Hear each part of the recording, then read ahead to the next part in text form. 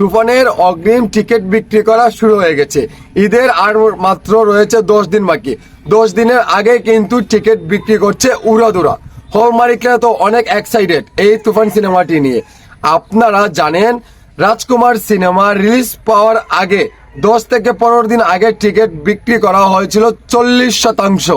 এমনকি এই তুফান সিনেমাটি এইরকমই হয়েছে।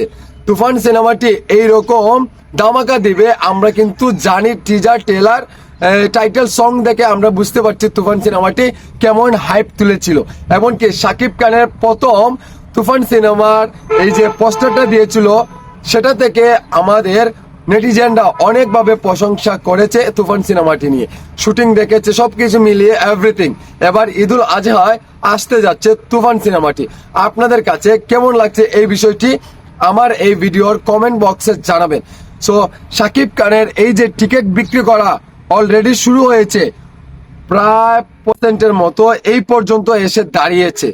আমরা চ্যানেল আইয়ে দেখতে পেরেছি এইরকম একটি গুঞ্জন শুরু হয়েছে বা এইরকম একটি খবর আমাদেরকে দিয়েছে। গুঞ্জন মানে আমি বুঝাতে যাচ্ছি এই যে মিডিয়াতে আমরা দেখতে পাচ্ছি শাকিব খানের এই যে অগ্রিম টিকিট বিক্রি করা, এটাকে আমি বলছি গুঞ্জন।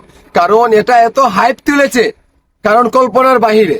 শাকিব খানের বিগত দিনের যে ধরনের সিনেমা হিট দিয়ে আসছে, সুপার হিট দিয়ে আসছে বা সুপার ব্লকবাস্টার সিনেমা দিয়ে আসছে, এই 2024 সালে 1 নাম্বার স্থানে থাকবে তুফান সিনেমাটি।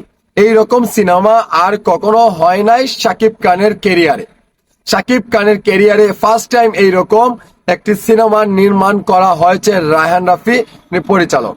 তো বন্ধুরা, শাকিব খানের অলরেডি যে টিকিট বিক্রি করা শুরু হয়েছে, এটা আপনারা কেমন দেখছেন আমার এই ভিডিওর কমেন্টে জানাবেন। সো ফাইনালি আপনারা তুফান সিনেমা দেখার জন্য প্রস্তুতি নেন। আর মাত্র 9 থেকে 10 দিন বাকি।